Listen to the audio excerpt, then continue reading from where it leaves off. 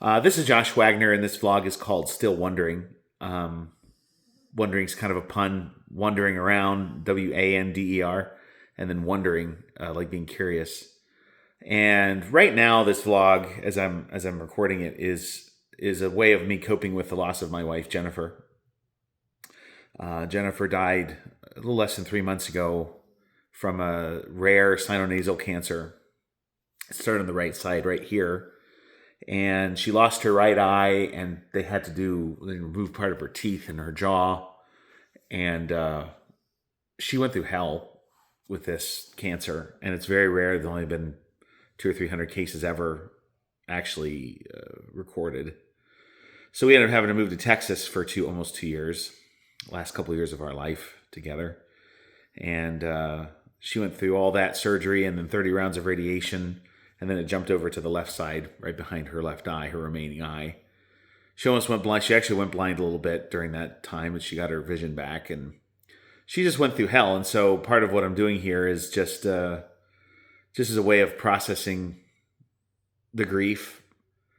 And the other thing I'm processing is all the horrible things she had to go through. I really didn't have a chance while she was going through it to process all the terrible things she was going through.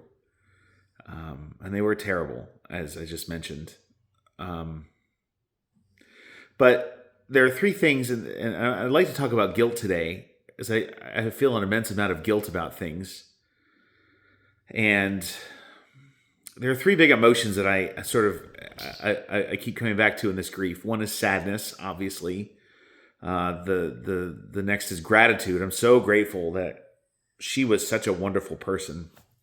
Everybody loved her. Everybody at the hospital knew her name. People fell in love with her the second they met her. She was just this wonderful, beautiful soul that everybody just loved very much. I fell in love with her the minute I saw her. I don't know if you believe in love at first sight, but I've experienced it, and I think she loved me the same way. And I'm grateful for her. I have a lot of gratitude for her, but I was her full-time caregiver. I stopped my business. We moved to Texas. We were supported by GoFundMes and family members, and it was rough. It was a rough go. And her work also, which is called BCRF, Breast Cancer Research Foundation. She did not have breast cancer, but she was working for Breast Cancer Research Foundation when she got her sinonasal cancer. And so there's a lot of gratitude there, but there's also a lot of guilt. And I'm not going to go into all the things I feel guilty about. See, the thing is, I know that I took good care of her. I know that I took good care of her, but there were times that I was, for instance, grumpy. Like, especially toward the end of 2025 when we had to move, and she was in the hospital twice, and we went to visit her family at Christmas, and which was a 2-day drive, and there was a lot going on, and I was running out of steam. I was not sleeping well. I couldn't sleep very well. I was always worried about her.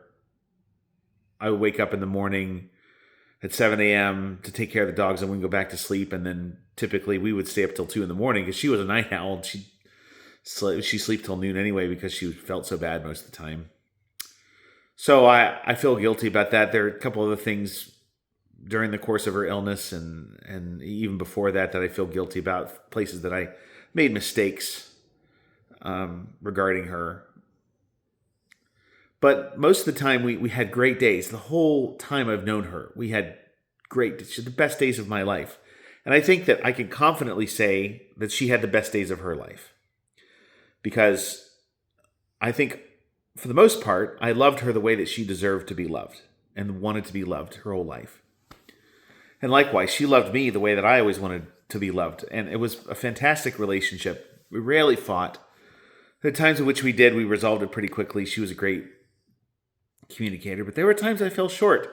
And after, now that we're almost 3 months after she's passed, 2.5 months after she's passed, like, the sadness comes and the gratitude comes, but man, that guilt really comes. So maybe you've been in the same situation. You feel guilty about stuff, even though I objectively, and I can say this with confidence, I objectively did a great job for her. I objectively took great care of her. She always got her meds on time, never missed appointments. I got her up when she didn't want to get up. I cooked for her, even though I can't really cook that well.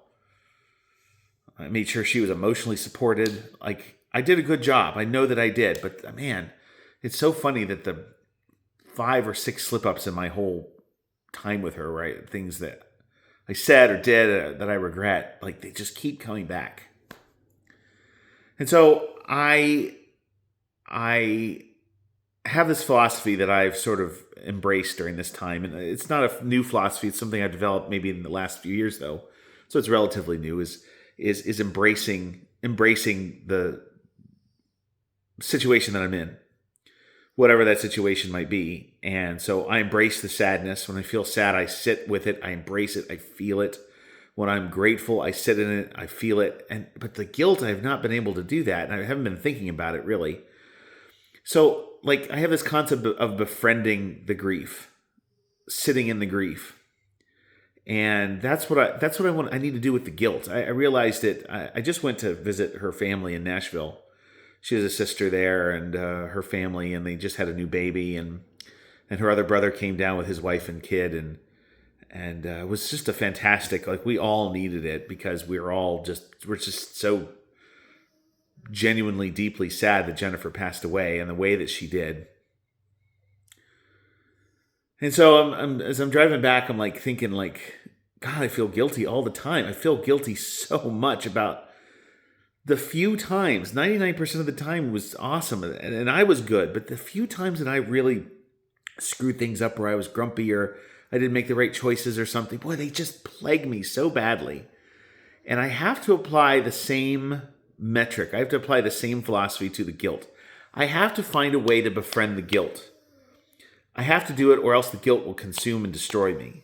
And I know that is really a backwards thing. We want to get away from guilt. But the thing about guilt is I can't get away from it. It just comes when it comes. And it goes when it goes. And I can't do anything. And it just crushes me because I feel so bad about these things, these relatively infrequent times in which I dropped the ball for whatever reason or whatever I did. And the reason this is my conclusion, is the way that I'm embracing the guilt, the way that I'm befriending the guilt,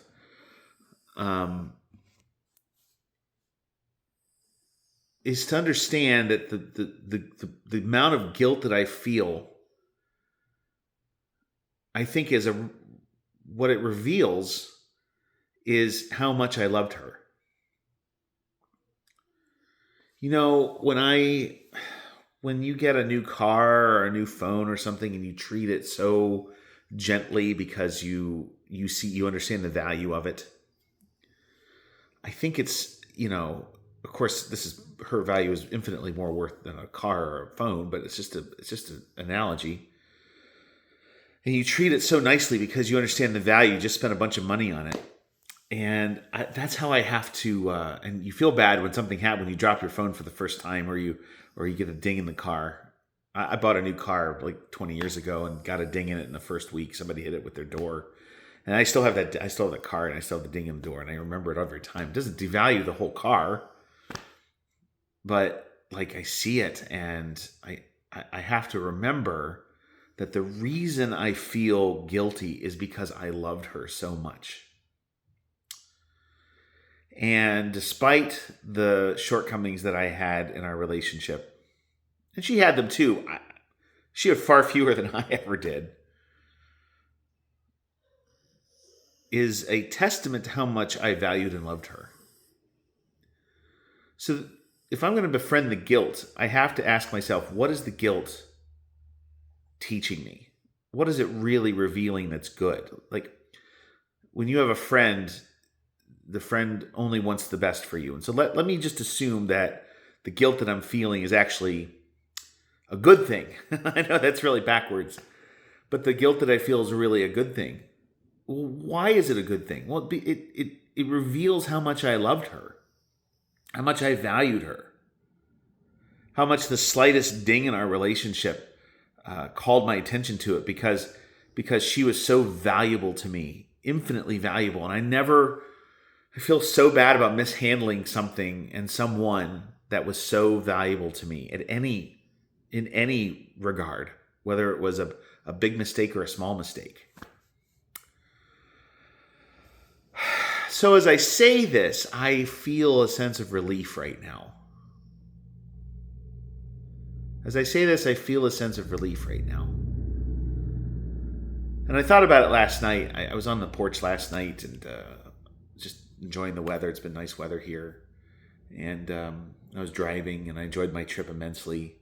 But boy, as I'm saying it out loud, I didn't say it out loud. As I say it out loud, I just feel this immense sense of relief. I feel it in my shoulders and my chest. I feel it in my head where I often carry that guilt. And I don't really feel too much guilt this morning. It's just something I've been reflecting on. But as I'm reflecting on it, I am sensing that gratitude. Can you be grateful for guilt?